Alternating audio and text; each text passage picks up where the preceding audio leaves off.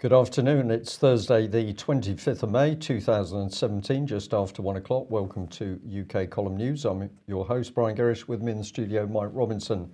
And we're joined today by David Ellis of Strategic Defence Initiatives. And my goodness, what a lot is happening post-Manchester bombings. We're going to have a look at how we see some of the events that are unfolding around us. But what better place to start than with the BBC? And I just had to highlight this, that when we follow through on the BBC News reporting, Coronation Street has now been brought into the Manchester bombing arena. So well done. £4 billion worth of BBC government propaganda machine. So the bombing toned down to the level of Coronation Street. Just amazing, in my opinion. Yep. Well, of course, G7 in preparation at the moment. And well, Sky News pushing out their Sky Views. Should this G7 summit go virtual? So what are they saying? They're saying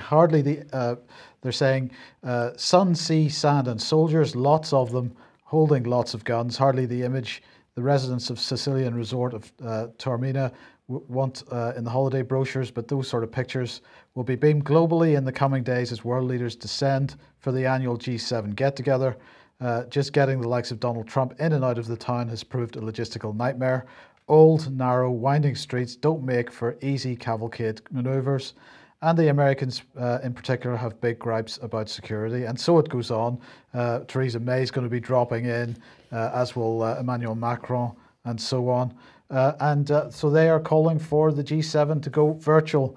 Sure, change would take away the opportunity for cities and nations to showcase their attractions and their issues, the article says, but they think that that is the best approach for dealing with this issue of security. Brian, how long is it going to be before we never actually see our alleged leaders?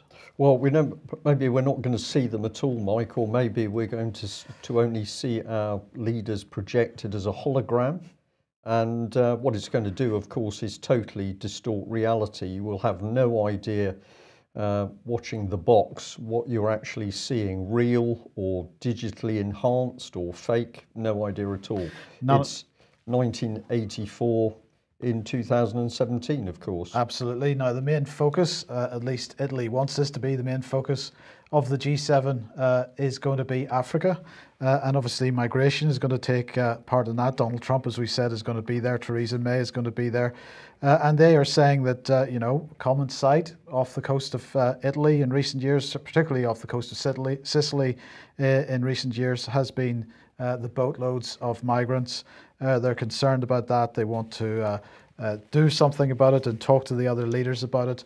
I don't see too much mention from the G7 about what caused this problem in the first place. Let's not mention Libya at all. And the fact that as we continue our geopolitical shenanigans in the area with three sort of governments in waiting, none of them really knowing which one is going to end up being the actual government, one of the three of them supported or backed by the United Nations and the other two not. And in the meantime, Libyans have made people trafficking their main source of income. So let's not mention that, though. We're going to find other solutions to this, but it's okay because apparently they don't just want to talk about crises like migration and famine, but also promote innovation in Africa and see what they can do to help. Right, that's good. Good, isn't it? Yep. Well, as I said, Theresa May is going to be there, but she's not sticking it out till the end. She's going to cut short her visit. And apparently she's coming back on Friday. She didn't say what's on screen at the moment, but I'll read it out anyway, because this is what she would have said if she had been asked. You read her mind. I did, yeah.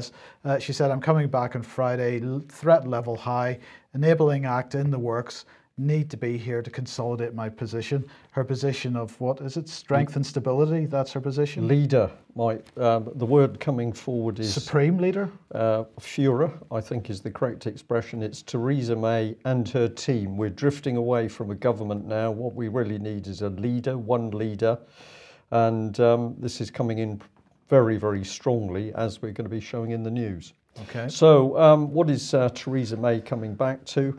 Well, let's pop back to the BBC. Always a good place to go, particularly if we're going to ramp up the hatred and alarm. And here we are, UK officials incandescent with rage at US leaks. And what is all this about? Well, all of a sudden we learn a remarkable fact that Greater Manchester Police, as they do, have been sharing the intelligence about the attacks with US intelligence agencies, and it now appears that the US intelligence agencies have shared the information with the media in America, and oh dear, the media in America has now published pictures, and these have obviously come back to UK, and as the BBC says, that the British government officials are incandescent with rage that such delicate information should have been leaked. But quite remarkable what's being talked about, because of course we're being told that this was a very big bomb. We're being told that it was full of nuts and bolts, very dangerous, killed 22 people, and 59 people, I think, is the latest on the injured. So this was a significant weapon. We just pop across to the Mail here, and the Mail carried this image, which is of the clean-up operation in the foyer. So we've got paramedics tending people who are prone on the floor. There appears to be a lot of blood around. This is the comment the Mail has in its article, and I encourage people to go and read it. It says a US intelligence official said the bomber used was so big and sophisticated, including materials hard to obtain in Britain, that it was almost impossible to see. He didn't have help. So all of a sudden, Greater Manchester Police simply telling the Americans what they're up to. But here we've got more information. It was a big, sophisticated bomb, including materials hard to obtain in Britain. Other reports are saying actually that it was the same explosive used in Paris. So it's almost like the debate has gone clear of British intelligence services and is now being worked on by the US. Nobody in control. This appears to be a shambles, but we could ask, when did Britain's police start working hand in glove with US intelligence agencies? What I want to just bring in here, and I would like some answers to this, a big sophisticated bomb that killed 22 people. I was very interested that behind these workers is a very long length of strip light. This will be fluorescent tubes without question. No damage. I don't see any damage, and I'm very puzzled. So we recognise a bomb has gone off here, but could somebody please give us some help with why there is no physical damage to the building? And then we're going to say thank you very much to the Manchester Evening News for this report.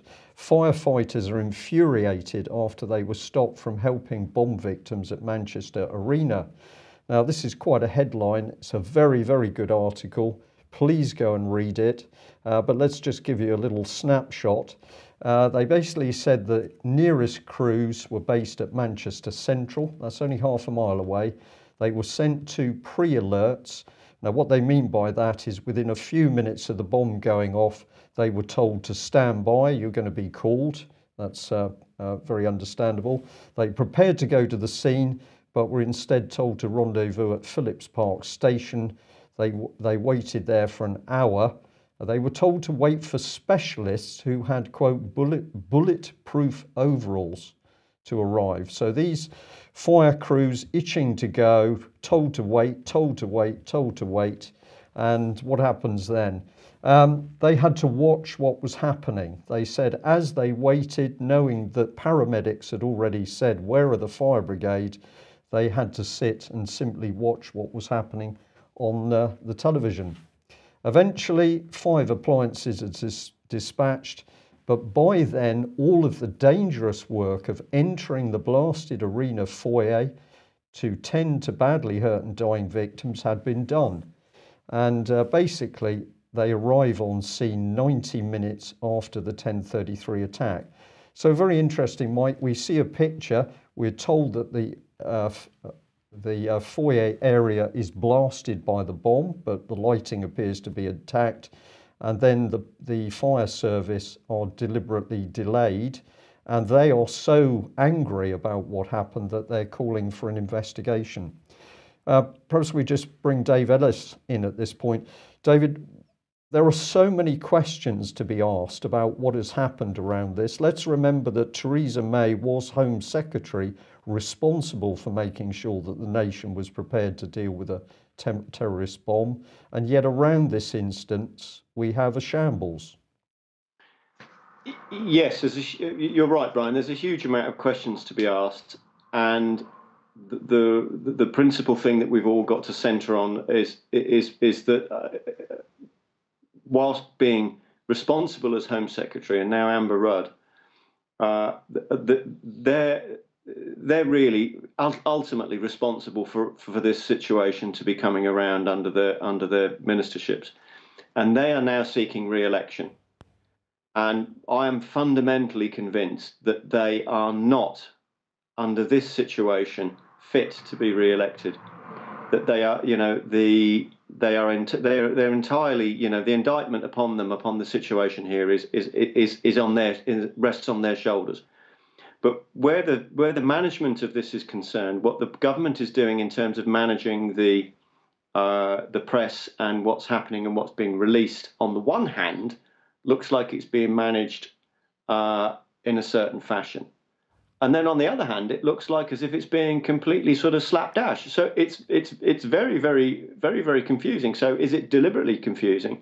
It's not good. It really isn't good that you've got this sort of, these snippets coming out about, that there's conflict between the security services here in the UK and in America. Not good at all.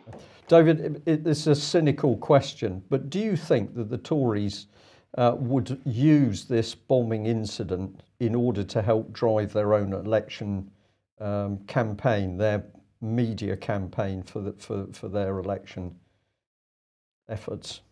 Well, I mean, let's deal with the facts. They're currently in sort of, they're still effectively ministers of the government, and they're still politicians, and they're seeking to be re-elected.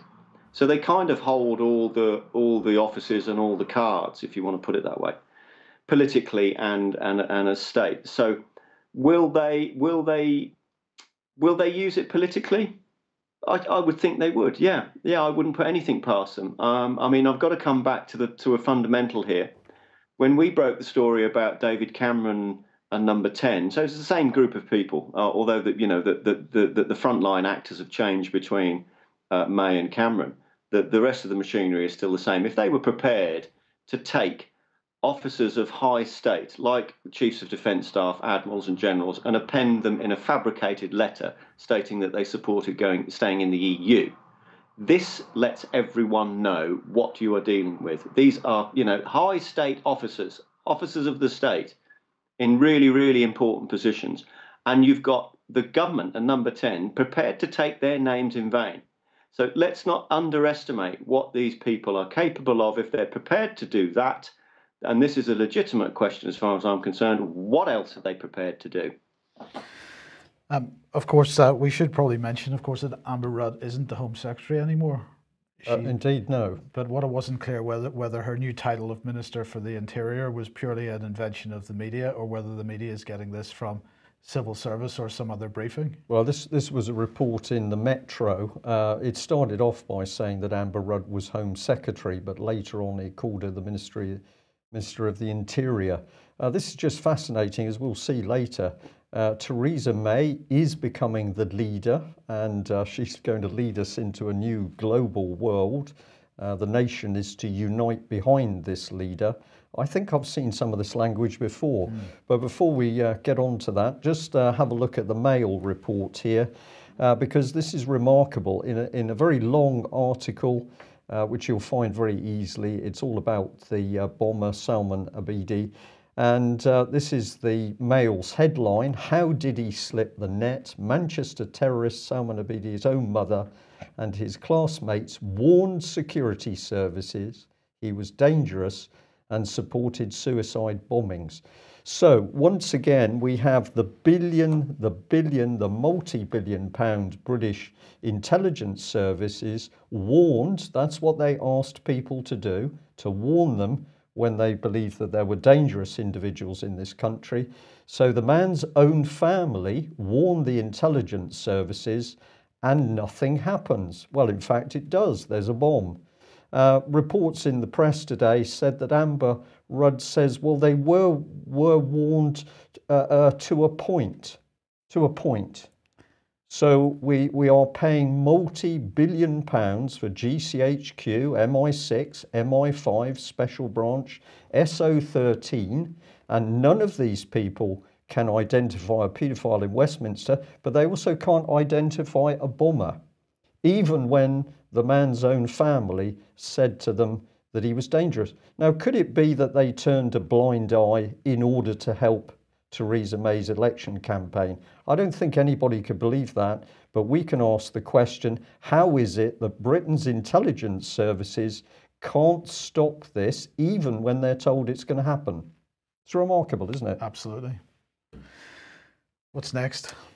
Well, this is, I believe, this is one you found, Mike, actually, which is the leader has been visiting. The leader has been visiting one of the victims, and I'm not going to cover the content of this. I wanted to show the picture of the leader attending the victim, and I just thought the sort of body language between these two was quite interesting, because first of all, the patient is looking away, almost with a look of, well, disdain, perhaps disparaging anyway. Well, we could say that the young lady would be in a fairly fragile state, so maybe she's looking into the distance. But Theresa May is looking distinctly uncomfortable. Uncomfortable.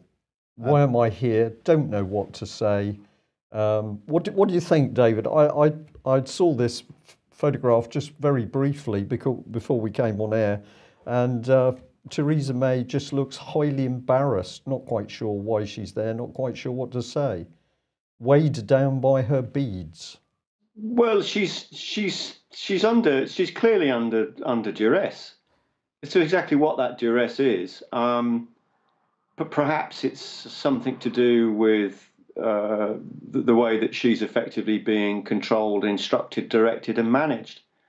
And this is clearly the case within the Conservative Party, and we've got some quite clear precedents of that. Look what's just been revealed about Johnny Mercer. He wanted to be managed, can't speak about things. We don't want you to talk about the veterans. You're going to have to shut up, or we'll deselect you. This is exactly what happened to Maggie Thatcher when she said no on the second occasion to military union. She was exited the following week after saying no in Parliament. We can see the same again under Rupert Allinson. Interestingly, he had exactly the same thing when he went against the party line. So politicians that want to think and do their job, MPs that want to do their job and are sort of saying, this is what we should and shouldn't be doing, if they don't toe the party line, they're out. There's another example, of course, and that's Enoch Powell. He was saying no, that immigration was a bad idea from his point of view. And, of course, he was summarily exited again. Now, obviously, what we've got here, we now know with the benefit of hindsight that all of these bigger issues of military union and free movement of people or free movement of money are master EU policies. Yeah. So, I mean, we've got a legitimate question here, really, and that is, has Theresa May got Stockholm Syndrome? Is she in love with her captors? Right. That's quite a question. That's quite a question. Thank you for that one. Well, David, you picked up on what you said was happening on the post-Manchester bomb Twitter sphere. And we thought we'd pick up on some of this. The bomb itself, bad enough, but of course, all sorts of things now being stirred up. We've got some pretty questionable stuff here. This is from Alf Garnett. Careful what you say, chaps. We don't want to hurt their feelings and make them attack us any more than they're going to already. We've got this one down here. What have we got here? Oh, this is Katie Hopkins. Who'll protect our kids from politicians? Sorry, who will protect our kids from terror politicians let in? Now, that's a pretty interesting statement. There's quite a lot of criticism about this lady here and there, but could it be she's starting to get focused on some of the important questions? This one here, dear ISIS, Adolf Hitler couldn't himself couldn't even stop the English from getting milk with their cornflakes. So you've F all hope. Now, the real picture there is a man carrying milk through the London bomb, the Blitz. Thank you, Mike. Some wag underneath has said, well, actually, the picture was photoshopped. I'll leave you to think about that one. And this one here from retweeted from Roger Lane Knott. Fancy your chances against grown men, not children. Give us a call with the British Army. Now, it's interesting, there's a wide range of opinions coming forward, but people are desperately unsettled and they want to know what to do. Yes. Perhaps MPs are a little bit unsettled as well. This is a report out today from Demos. It's called Signal and Noise. Can technology provide a window into the world of digital policies in the UK? Of course, in its own way, it's an attack on social media and so on. But what they're saying is British society and its politics are increasingly influenced by social media, which presents both democratic opportunities and also practical challenges for MPs. If they're unable to make sense of the digital noise or feel overwhelmed by the sheer breadth of information or hostile interactions, their confidence to engage is threatened. Furthermore, social media creates measures of opinion organised by themes that can be difficult for MPs to understand or value, relative to more traditional measures of influence or representation. And yet the growth of digital politics also creates more expectations about what people expect of their elected representatives and what MPs might expect in return. So their conclusions are basically that a large amount of politics and political conversation is now taking place online, creating a new digital commons.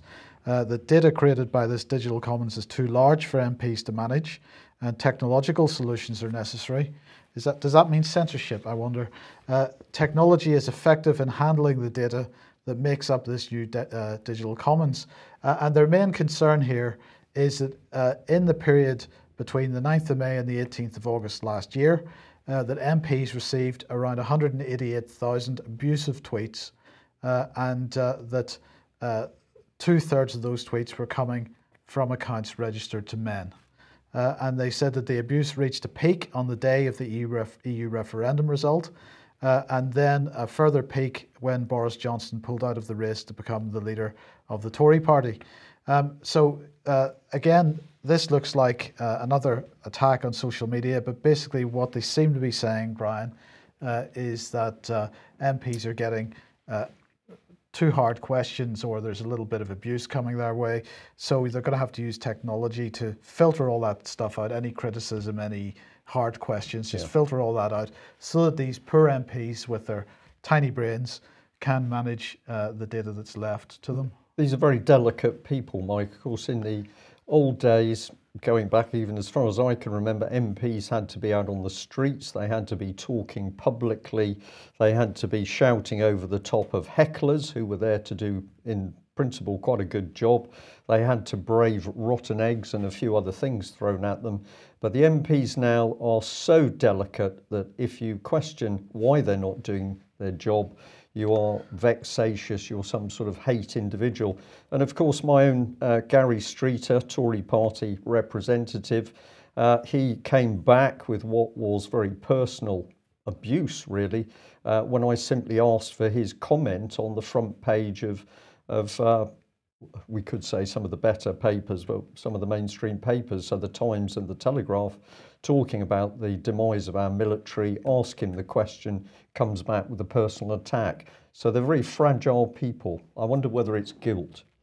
Well, let's have a look at how local media can deal with events. And we were very interested with this one. It's the Plymouth Herald, police decision on whether to deploy military on Plymouth streets after Manchester attacks. Now, that little headline leads you to believe that the police are in the process of making a decision, and you think, yep, there are more military coming on the streets. But when you read the article, that's absolutely not what the key message is. This man, James Vaughan, Deputy Chief Constable, is saying Operation Tempera will now be activated alongside other established and tested plans, meaning that military personnel may now be deployed onto the streets under police command and control. Locations for deployment are agreed at a national level, and at this stage, there are no plans for deployment in Devon, Cornwall, and the Isles of Scilly. So, this is, you can just say it's sloppy on one hand, but if you follow it along, the bombing, and now we've got fear, we've all to be fearful, we've got to have troops on the streets. We didn't need that for the IRA, but we do for Daesh, ISIS, Al-Qaeda, whatever it is. And then we've got people not being stoical, standing up and saying, we're going to carry on. We've got manipulation of press reports. And this is another one I think you've got coming up. Well, but I would just say on this, this is sheer hypocrisy on the part of the Herald, because the Herald, like all the other mainstream papers, jumped on the fake news bandwagon. And one of the signs of fake news that has been promoted since the beginning is the use of clickbaity headlines. And that, to me, is a clickbaity headline. Yeah. So hypocrisy, unbelievable hypocrisy. We'll call it clickbait then. Well, David, this one is really from you. It's a tweet that came out on US Defense Journal, from US Defense Journal this morning. The tweet says, missile marked Love from Manchester reportedly sent into battle against Islamic State. This didn't make us feel terribly comfortable. What are your thoughts on this type of rhetoric? Yeah, I mean, just going back to this and the other tweets, did a bit of a sift this morning, just a quick snapshot, just to see what the reaction was. So obviously the government will be doing this. They will be assessing the reaction on all the social media and processing all that data and information. So this will be being analysed. So we can't underestimate that. So we've got to come back to two fundamental things, really. There's a precedent in this country for this sort of thing, and we also have common law. So under common law, murder is recognised there as being a crime. So let's just look at it in those very, very sort of stoic terms. This is a crime. Okay, full stop. And justice is blind. It doesn't recognise any of the other facets that are coming through into social media about religion and race and so on and so forth. Common law doesn't look at that. It just looks at the crime. End of. Now, we've got a terrific precedent in our history for this, and that is under Queen Elizabeth I, where she has stated that she did not want to make windows of men's souls during the troubles that followed on from Henry VIII between Protestants and Catholics. So this is exactly the same. We should not be making religion an issue. We should focus on one thing and one thing alone, that murdering anyone is a crime, and that's it. Don't go down all these other avenues, otherwise you will lose sight of what the principal issue is. So that's the thing really that I'm concerned at, is we're seeing a lot of stuff on Twitter about escalating and violence and retribution and so on and so forth. No, that isn't going to suit anybody, because the state, if that happens, will come down even harder, and nobody wants that. So my advice and countenance is let's just stick to the issue.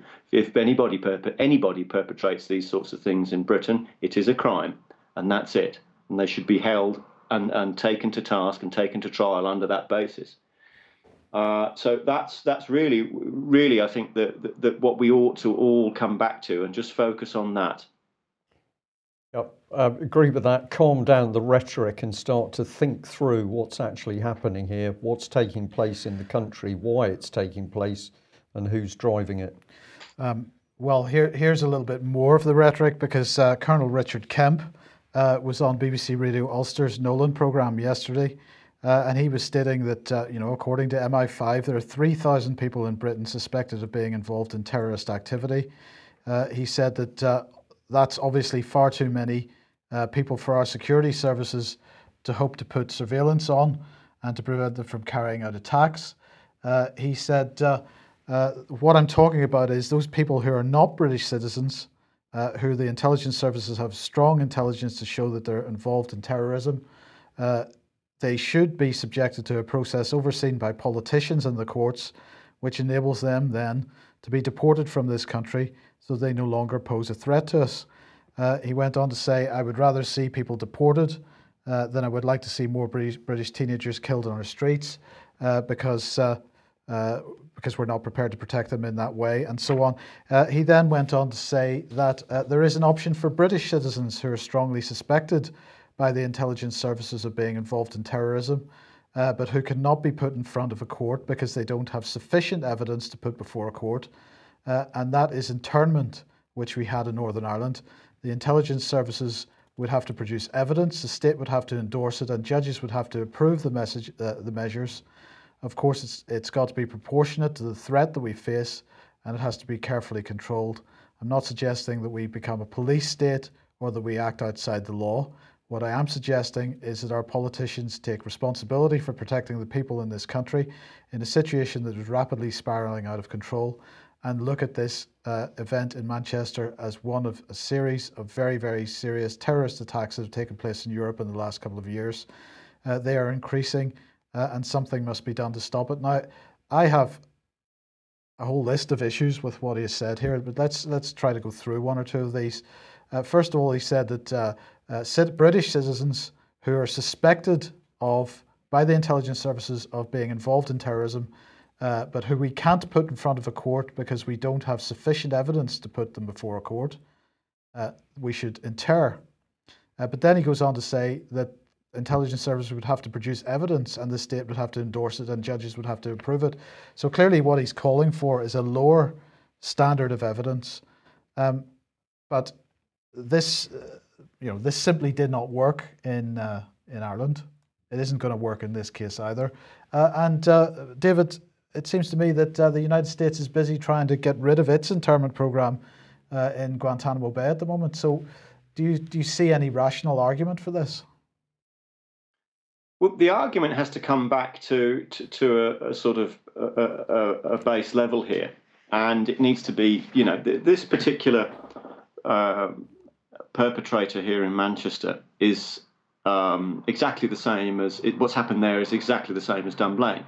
That the parents have, according to these reports, have made reports that they suspected he was dangerous, and has he been picked up? No, he's been allowed to carry on, and this dreadful event has taken, this dreadful massacre of people has taken place.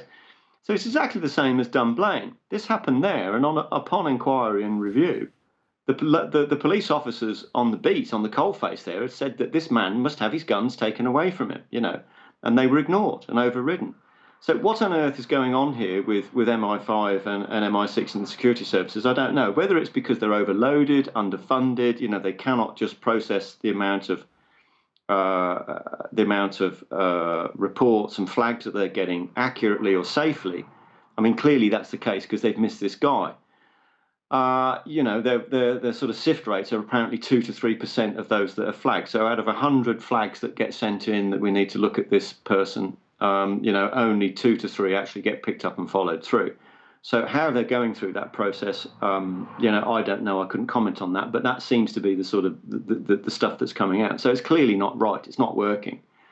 And we have to come back again to Theresa May, while she was Home Secretary, is responsible for all of this, as is Amber Rudd now, and these people are seeking re-election. No, absolutely no. It cannot be allowed. It cannot be allowed.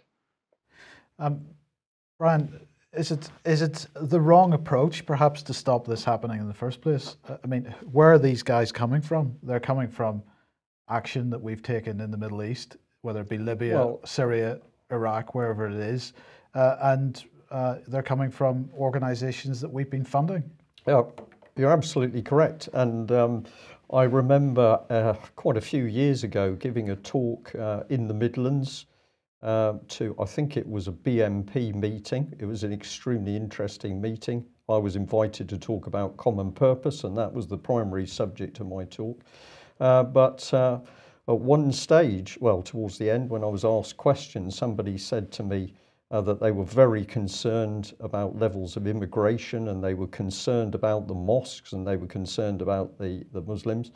And I asked a simple question, and that was, how did these people get into the country? And initially there was almost silence to that question. So I had to prompt. I said, did these people fight their way ashore? And eventually somebody from the back of the room shouted, no, we let them in. And I said, with a little bit of humour, you let them in. I always wanted to know who let them in. And then there was a fairly blunt response. But eventually somebody said, well, the politicians let these people in. And that is the truth of the matter. So if we start to look at what has been going on here, we've got displaced people, as Patrick Henningsen has said, many of them absolutely fleeing from war and violence. They are invited into the country by our own politicians. So the people we need to focus on, first of all, are the people who opened the gates. The people who were invited in, that's a secondary problem, because what we're looking at is those individuals who've come in alongside them. But again, the politicians are responsible. And I have to say that by the end of the meeting, I had a lot of people beginning to discuss the reality that the problem has been caused, fomented, driven by our own politicians. And if we go back 30 years, those politicians overwhelmingly white and would call themselves Christians. So, David, you might like to counter with me here, but I found it fascinating to be with that group of people and to ask a simple question: how did all these people get into our country? And then you've got to prompt them. It was the fact that our own government has created this problem for us. What we've got to do is just think very clearly. We've got to assess what's going on clearly, and really take a leaf out of Marcus Aurelius's book. Just what is the nature of what we're dealing with? What is the nature of the thing? What is the nature of the problem? And the nature of the problem is that we have dreadfully low acumen in our political interface. That is the problem. So we've got to get our finger out and start electing people that have got a higher level of acumen and respect for the people in their provinces that they purport to represent. And this is the principal problem, as to going back to what I said earlier about Maggie being pushed out when she said no to military union, and Rupert Allenson when he said no to Maastricht, and Enoch Powell when he said no, we shouldn't be taking down this road of immigration.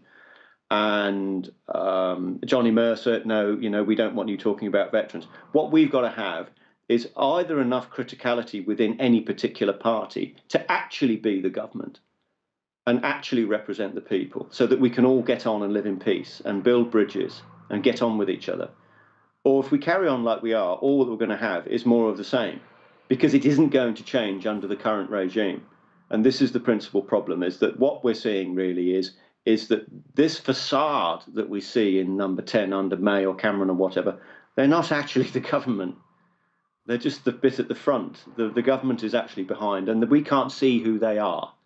Nor can we get at them, and nor can we have an impact upon policy. And this is the biggest problem, is that these politicians, let's do a vox pop amongst the current Tory group that are seeking re-election. How many of them, other than Ben Gummer, who apparently has written the manifesto, how many of them have actually written some policy that's been evaluated and approved by their associations that they represent in their regions? Let's get to the nub of this, because we just seem to be having policy spoon-fed from somewhere else remotely. And this is the problem. Right. Totally agree with that, David. And when you come to the hidden hand, the shadow government, who's putting the pressure on, we must come to the people who are controlling the purse strings. So very appropriate time to bring in our advert on the back of this letter from the Rothschild banking empire advising the Chancellor on steps he should take to reform and correct what is happening in the banking industry. So poacher turned gamekeeper, but we're saying that tonight in the Lugger at 7:30, that's the Lugger pub in Penzance, there's a talk on the lie of austerity and the national debt. So if you're local in the southwest, perhaps you come along and attend, give support to the team. Now, I'm just going to return to how things are being put together. We showed this yesterday. We're going to bring it up on screen because if people have not seen this document, they need to. This is what Theresa May has got ready to go in the background, the Armed Forces Deployment Royal Prerogative Bill. And my goodness, as Mike said, this is absolutely an enabling act. The provisions required for deployment of Her Majesty's Armed Forces by the Prime Minister in the event of a conflict overseas. And we pointed out that actually, whilst it says overseas, that when you get into the body of the text, what you start to see is this is talking about emergency and security situations.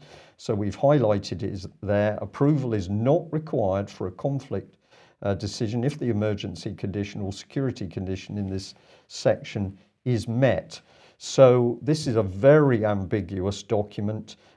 It says that it's Her Majesty's Armed Forces, but actually this is the key bit, which is so terrifying because it is for the Prime Minister to determine if the emergency conditions or the security conditions is met. The Prime Minister should, if feasible, it may be too difficult and therefore don't bother, that's what that's saying. If the Prime Minister determines, the Prime Minister, this is the Führer, Mike, this is the leader. Yes, it's not just an enabling act, it's a coup. It's a coup, absolutely. This is a coup. David, I can see that you're keen to come back in here. This is a truly dangerous document. If the Lib Dems and Labour do not understand what's coming here, they are about to see their parties simply shut into the wilderness with an enabling act. Yeah, everybody really needs to see that this is the nub of everything. This is such an important thing that's happening here, and everybody needs to pay attention. Everybody needs to propagate this on their social media. This is vital. Is this Prime Minister seeking absolute power or power in absolute?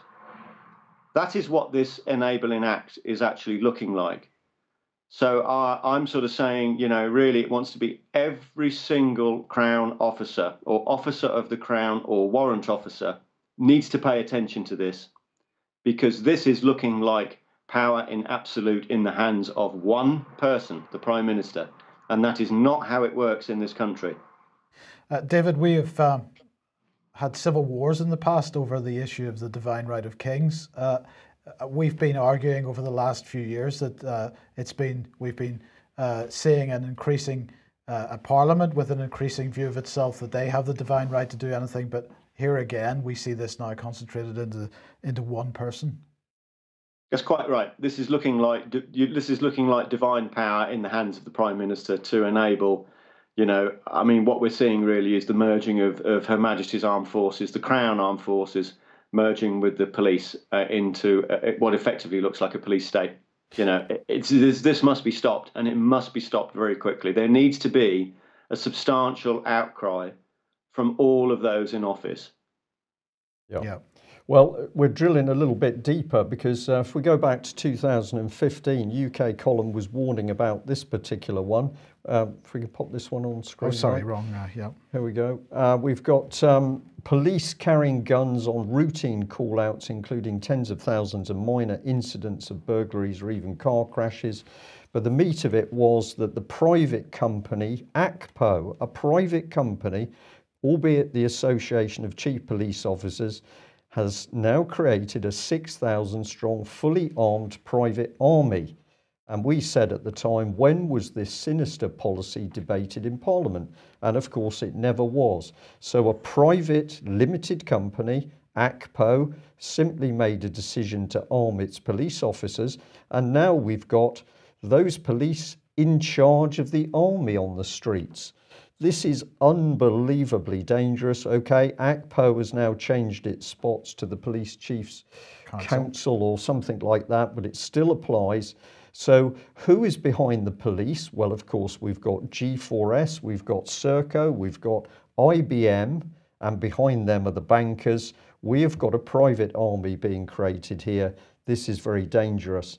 And if we stay in 2015, it was Russia Today that was warning what was coming in the UK were secret courts. This was part of the cartoons there. I find you guilty of domestic extremism. Do you have anything to say for yourself? It's no good me telling him again I'm innocent. He's made up his mind. So we've got Theresa May's next step is criticise her and you're a domestic terrorist. Does this mean that anybody that does what the UK column is doing today, which is challenging the government over their policies and their security, their anti-terrorism policies, is simply going to be put in a private court with a single judge and declared guilty of being a domestic terrorist? Yes, or it's a simple answer extremist? to that. Okay, and what do you use to help this along? Well, you blur what is war and what is peace. And we showed this a few days ago from the Joint Warfare Directorate. The challenge, the distinction between war and peace and home and away are increasingly blurred. Think of that statement. The distinction between war and peace and home and away are increasingly blurred. Now think of that document we've just seen, which starts out talking about the deployment of troops during war, and in fact is really meaning the exact opposite. And I'll do a couple more of these just to ram this home. Here we are in the year 2000, and Tony Blair, the Prime Minister, has a vision of a new Britain. Central to this vision is the creation of a new class, a new elite, placed in positions of authority, who will propagate the new spirit of the age and spread the principles of the third way across Britain. Very quickly, David, the evidence is all in front of our eyes here. It's just in front of us when we look properly. Correct. Absolutely correct, Brian. Everybody just needs to wake up. It's clearly in front of you all. It may be that your reality is going to be challenged, and you're just going to have to sort of pull yourself up by your bootstraps and push on through. The most important thing is that you don't stall and then do nothing. Yep. So you keep saying action conquers fear. People have got to go through this. They've got to work through this, and they've all got to work together. And we've all got to close ranks. Otherwise, it will be a police state very, very quickly. Right, now look at these two statements against everything we've covered so far. This is going back to December 2010. Nicholas Bowles MP quoted in The Guardian, "The Prime Minister and his deputy Nick Clegg want their people power revolution to unleash chaotic effects across local communities. Chaotic, therefore, in our vocabulary is a good thing. And if that's not enough, let's bring in Mr. Kruger here. He says the Conservatives plan to introduce a period of, quote, creative destruction in the public services. These are immensely dangerous people, and they know absolutely what they're doing. This is effectively the seeds of bloody revolution in order to get their new agenda into place. And if you want to see the real meat of it, have a look at this document. Here's the Tory manifesto. In the conclusion, I just couldn't believe this. If we have the strong and stable leadership our national interest demands, leader, Theresa May and her team, not a government, the leader and her team. So this is conservative coup, hashtag conservative coup.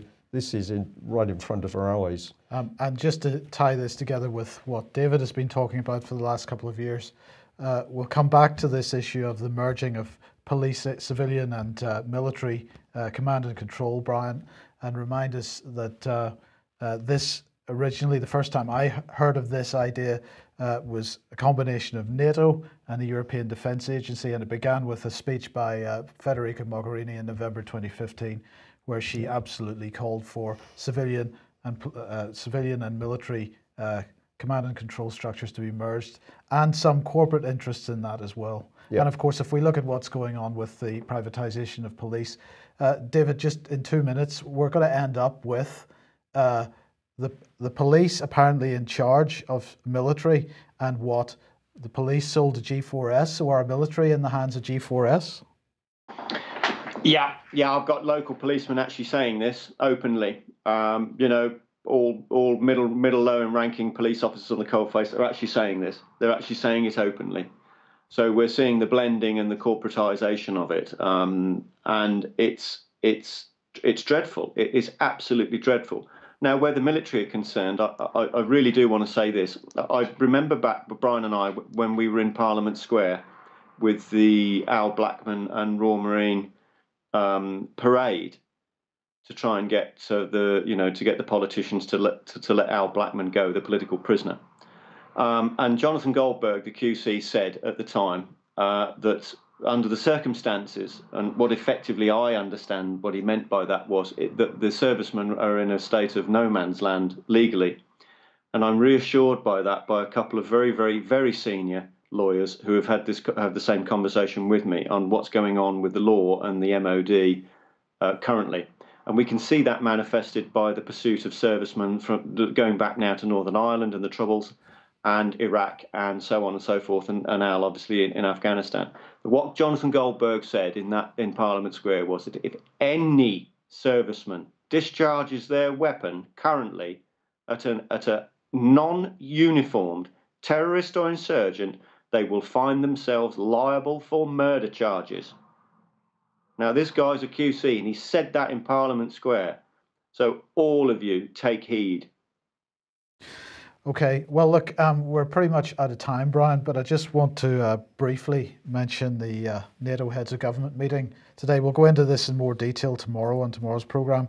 But David, I just wanted to mention one aspect of this because aside from their claims that they're going to formally join the coalition against ISIS and their demands for more money from various member states, one of the things that is of note is that NATO has just opened, or is in the process of opening, its new headquarters, which strangely enough are based in Brussels. And as part of the programme for this afternoon, there's going to be a walkthrough of the new NATO headquarters for all the attendees. So Jens Stoltenberg said this will be an historic milestone, a new home for a modern alliance. But what interested me was that they, in this process, are, as they describe it, marking the handover of its new headquarters from Belgium to NATO. So what we seem to have here is, this seems to be a bit similar, I suppose, to what's the word? Which has just gone completely out of my head. I'm afraid I can't help you immediately. Ambassador, an embassy, right? An embassy. Thank you. Yeah, okay. An embassy, where, of course, if you have an embassy in a nation state, that embassy is considered to be the territory of the country whose embassy it is. So NATO seems to be in the same position, but NATO, as far as I'm concerned, or as far as I'm aware, is not a sovereign nation. So if they're handing the headquarters from Belgium to NATO, this becomes NATO's territory. What is the legal status of this organisation? It's very interesting indeed, and we're obviously going to have to spend more time on that one. Yes, David, quickly. Yeah, I mean, this is supranational stuff right in everyone's faces. As I've said and warned continually, NATO is but a bus, and it's rounded all of these national militaries up on a bus, and that bus is going to arrive at Brussels, and it's just done that, and it's going to drop everyone off in Brussels. Now, I had a conversation with a very senior conservative the other day who telephoned and wanted to know about EU military union and EU military unification. And what we discussed was that multiple or bilateral, on the face of it, bilateral defence agreements, fine. Everybody doesn't seem to have a problem with that. But what actually is going on is that multiple bilateral defence agreements are actually EU military unification. And people, the MPs are not seeing this. They don't see what's actually happening is that the whole situation is being literally amalgamated. All of these national militaries are being amalgamated into EU military union via this military unification process. And that these bilateral agreements, whether that be with NATO or whether that be under the Franco-British Council arrangement or whether it's under Mike Fallon's enhanced defence union with Germany, actually equate to EU military unification, and it will lead to EU military union. So there's no guesswork involved here, everybody. The NATO headquarters is in Brussels. It's telling you now what is going to happen to our military if it isn't stopped and debated now. And if there's one thing Brian and I have found is that these Tory MPs are under instruction not to debate this. And it's vital now. If Labour want to win some votes or UKIP want to win some votes, get out there now and challenge these people and make this an issue. Because if we don't, we'll lose our military to the EU and there'll be no Brexit. Okay. Well said. Excellent.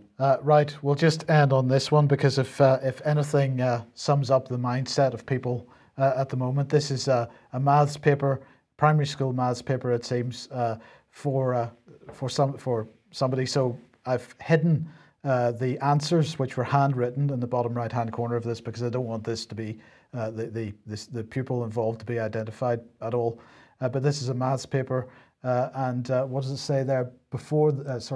Defuse the bomb, solving equations, so it has a picture of a rectangle which represents a bomb with some coloured wires coming out of it. The coloured wires represent numbers, and they have to solve the equations to defuse the bomb. What is it that we're doing to our children here?